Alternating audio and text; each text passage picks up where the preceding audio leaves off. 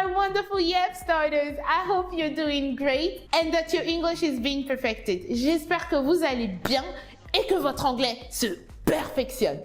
Donc, on continue toujours dans notre module 1 à revoir les prépositions. Encore une fois, là, on voit tous les éléments de base nécessaires pour que ensuite, dans le module 2, vous puissiez commencer à faire des phrases. Les prépositions, ce sont les petits mots, ok, qui nous permettent de donner des indications dans l'espace ou dans le temps. Comme en français, ils sont très importants et très utiles. Et il était important pour moi de faire un cours dessus pour ne pas que vous mélangiez ou vous confondiez les différentes prépositions. Comme par exemple, pour dire pour en anglais. On peut utiliser to et on peut utiliser for. Ok?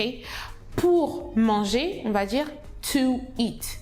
Mais pour Jean, on va dire for John. Parce que le to s'utilise devant un verbe. Pour tous les autres cas, pour dire pour, on va utiliser for. Donc, c'était important pour moi de revoir ça. Par exemple, pour dire à 8 heures, on va dire at 8 o'clock. OK? Mais pour dire à l'heure, on va dire on time. Donc, je vous ai préparé un petit récapitulatif pour que vous sachiez, il y a beaucoup de prépositions. Mais là, avec ce récapitulatif, vous allez voir ce qu'on utilise le plus et dans quel cas on les utilise.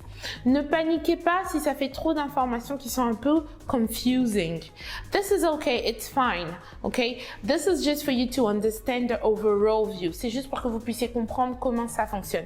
Encore une fois, votre apprentissage et votre maîtrise de l'anglais ne viendra pas de 10 000 règles de grammaire, viendra du fait de pratiquer. Mais il était important quand même qu'on revoie ces bases-là. Et voilà la logique. Quand on utilise in en général, c'est pour quelque chose de très général. Je m'explique. En général, in est utilisé pour désigner l'intérieur d'un espace ou d'un moment. Je vous ai mis 2 exemples. Jane is in the kitchen.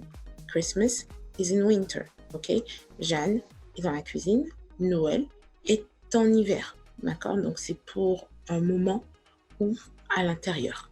Ok? À l'intérieur d'un espace. À l'intérieur d'une voiture, d'une maison, d'un espace qui peut être fermé. En général.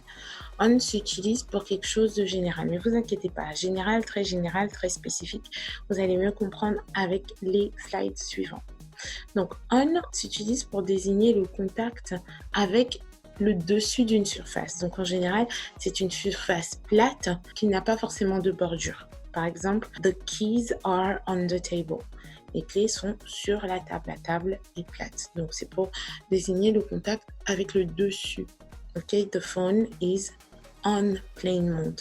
Donc là, c'est un mode différent. Et at, c'est pour quelque chose de très spécifique. Un endroit ou un moment précis. I'm at the restaurant. Ok, c'est un point précis. My rendezvous is at 8 p.m. C'est à une heure précise. On va les voir par 3 catégories. Donc, pour le temps, comme on a vu, in, c'est pour quelque chose de très grand. Donc, une année. In 2020, en 2020, un mois, in July, une durée, in 2 weeks, et un moment de la journée, in the morning. On, c'est pour quelque chose d'un peu plus spécifique que in. Donc là, une date, on the 13th, ok? On Monday, le lundi, le 13. Les week-ends, on weekends, on my birthday, un jour de mon anniversaire. Et le at, c'est beaucoup plus précis en termes de temps. Ok, donc ça sera at 8 a.m., donc à 8 heures du matin, at noon, à midi. Donc vous voyez, in, c'est les années, les mois, les moments de la journée, un laps de temps, une durée de temps. On, c'est un peu plus précis, c'est plus dans le terme des dates. Et at, c'est précis, on a l'heure exacte au fait. D'accord, ça c'est pour les prépositions de temps. Pour les prépositions de lieu,